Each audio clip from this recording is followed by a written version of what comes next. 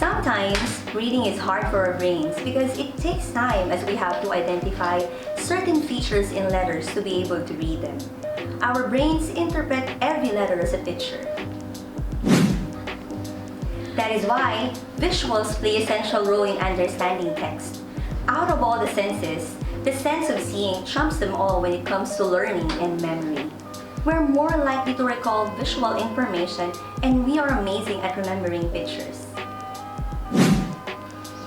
According to the Picture Superiority Effect, or PSE, people will only remember 10% of what you say 72 hours later. However, if you add both the picture and word together, retention increases to 65%. Why do you think so? We'll learn about that as we go on. Good day, grade 10 students! Welcome to another episode of Bamboo Telescuela, which is aired on DWND FM, CMD Cable Channel 1, and also streaming live at SDO Cauayan Facebook page. I am Teacher Man, and this is your School on Air in English 10. Now, get your modules and pen, and we'll begin. Let me inform you of our objectives in this lesson. First, identify different textual aids. Second, have an awareness on the importance of the theme of the story to real-life situations. And third, determine the effect of textual aids like advanced organizers in understanding a text. Let us activate your schema or prior knowledge about today's topic. Open your modules and proceed to page 6 and answer what I know. I'll give you a minute to answer it.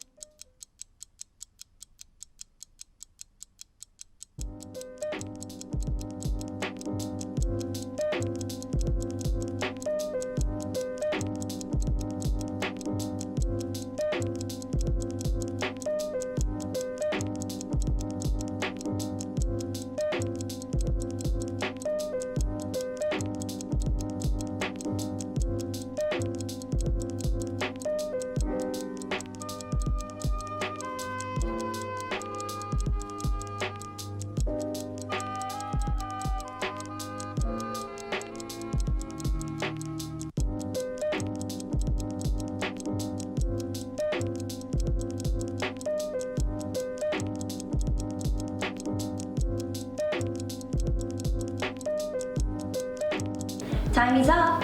As we go through our discussion, you'd see if your answers are correct. Now, let us define textual aids. Text aids are also called text features. They are visual elements on a page that stand out from the main text.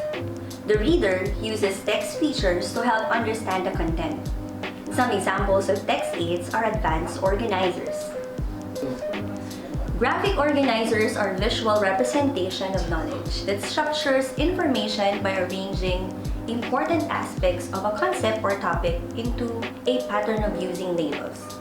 They help present information in concise ways that highlight the organization and relationships of concepts. In short, they help us readers to understand a text easier and remember it more using illustrations. Please watch or listen to this video clip about some examples of graphic organizers. This video will explain different types of graphic organizers and how you can use them to plan your paper. Graphic organizers are tools that can help you see connections and relationships visually, which makes them very useful for visual learners. Graphic organizers are used to facilitate brainstorming, analysis, and evaluation of support before you begin to write. The type of graphic organizer that you use will depend on what you want to do. You can use an organizer for brainstorming, comparing and contrasting, and exploring cause and effect and identifying problems and solutions. Brainstorming. When you are brainstorming, you are trying to come up with ideas. Mind maps or cluster diagrams are useful tools for brainstorming. They can help you branch out from an idea or subject to related ideas or components of a subject. Comparing and contrasting. Comparing and contrasting two or more things can help you better understand ideas. This technique involves examining how they are similar and how they are different from each other. Examples of graphic organizers for comparison and contrast are matrix diagrams and Venn diagrams. The matrix organizer helps you to organize your research findings based on similar points of comparison and enables you to note significant differences. The Venn diagram uses overlapping circles to categorize the similarities and differences of two or more things, such as two articles on the same subject. Cause and effect, or problem and solution. Using a graphic organizer can help you analyze the causes of events or problems. The fishbone diagram can be used to organize writing tasks that focus on cause, effect, or on cause and effect, with the cause above and the effect below. It can also be useful for diagramming a problem and possible solutions. You can use graphic organizers to help you plan your next paper, or use them to organize your own study notes. Thanks for watching! Can you recall the types of organizers based on the video clip? For brainstorming, you may use mind maps or cluster diagrams. For comparing and contrasting, you may use matrix or Venn diagram. And for showing cause and effect or problem and solution, you may use a fishbone diagram. Now, can you try making one? On a clear sheet of paper, make a semantic web about wings. Here are some of the possible answers. Wings are made of feathers, used by angels. It could be associated with sky, superhero costume, transportation, part of an airplane, lightweight, or used by birds. This illustration is related to our story for today. Now, let's watch this video clip about the Greek myth Daedalus and Icarus, while some of you may also read it on your modules.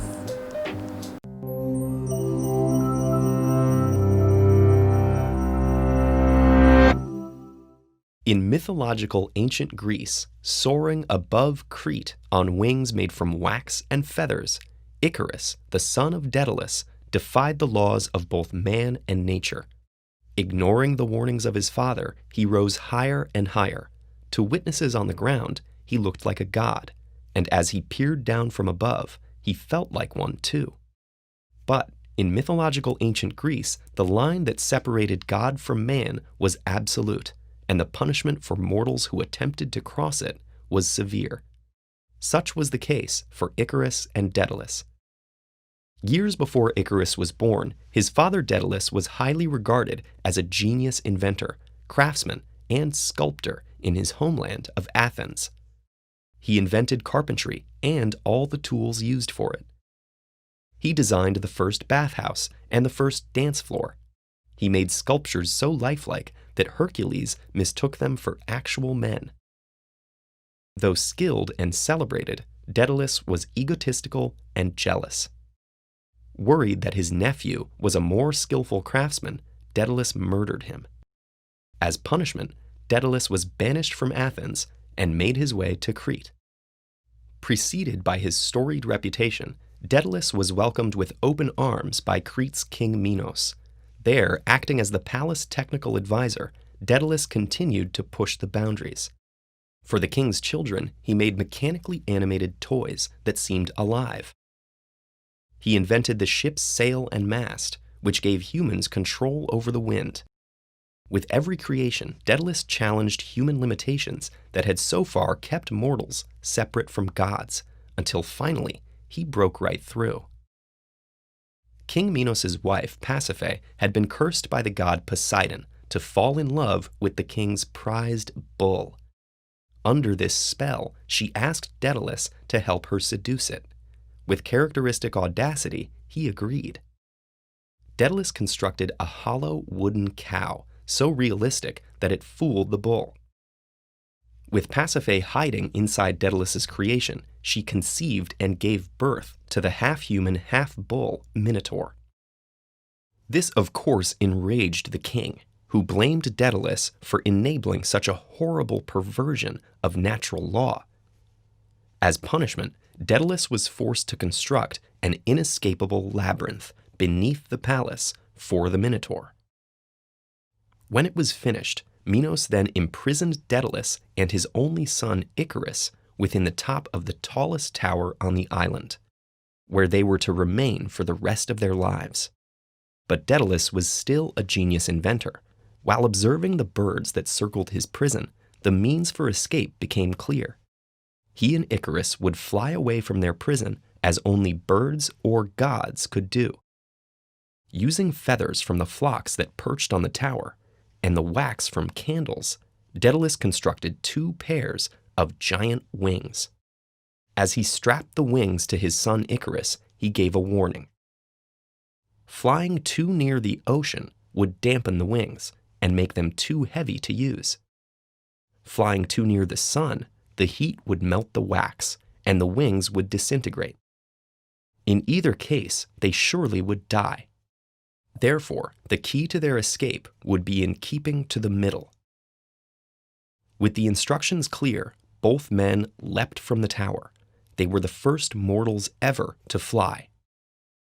While Daedalus stayed carefully to the midway course, Icarus was overwhelmed with the ecstasy of flight and overcome with the feeling of divine power that came with it.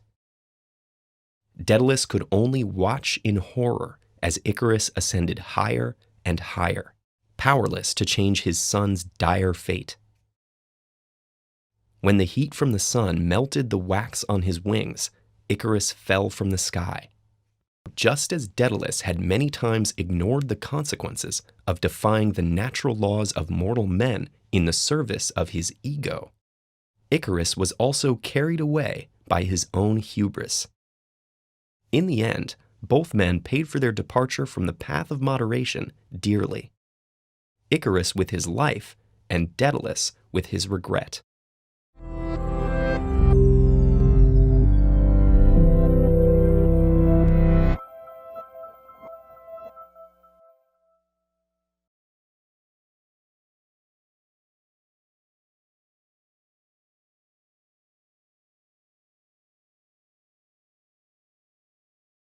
This time, answer the following questions based on the story. Write your answers on your paper. You are given 3 minutes to answer. Number 1, what is the story all about? Number 2, how can you describe Daedalus and Icarus? 3, what events, issues, and themes are still evident in our real-life situation? 4, if you are Daedalus, would you do the same? If you are Icarus, would you do the same? 5th, what important lessons have you learned from the story?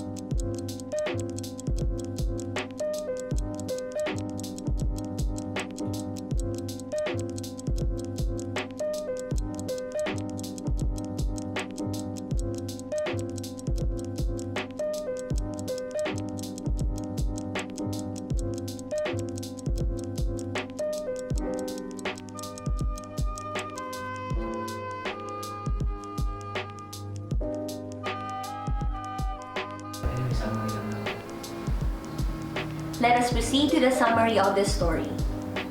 Daedalus is a brilliant inventor. He unfortunately angers King Minos, who punished him and his son Icarus. Desperate to flee the island, Daedalus uses wax to build some wings for himself and for his son. Daedalus warns his son to fly at the middle height, but Icarus heeds his father's advice. He is having so much fun flying that he forgets the warning and flies too close to the sun. And so, his wings melt, and Icarus falls into the sea and drowns. Daedalus was devastated by his son's death. He flies on to Sicily, where he mourns and builds a temple in honor of the god Apollo. Did you understand our topic for today? Can you now define textual aids like graphic organizers? That's right. Text aids are visual elements on a page which help understand the content. Some examples of these are advanced organizers like mind maps, cluster maps, Venn diagram, matrix, KWL chart, T-chart, and fishbowl. Can you tell me the theme of the story? There are 3 possible themes. First, overestimation of one's abilities. Icarus gets careless and believes he can fly higher than he actually can. Second, pride. Daedalus had grown restless and hated his exile and capture in Crete. Due to his desperation to escape, he invented the pair of wax wings to help his escape. Third, obedience is important. The death of Icarus was due to his disobedience to his father. These values from the stories are relevant today. Obedience is a must in this time of pandemic, and we must not let our pride govern our choices in life. For your assignment, please answer Activity 1.1 and Activity 1.2 on your modules. Learning never stops despite hurdles. Always tune in here on DWND FM, CMD Cable Vision 1, and follow the Facebook page of SDO Cauayan for more live updates. This has been Teacher Man for Bamboo Telescuela, bringing education in the comfort of your homes. Be safe. Bye!